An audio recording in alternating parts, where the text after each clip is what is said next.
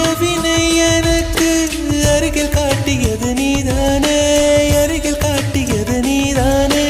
மலரின் முகவரிகள் சொன்னதும் நீதானே.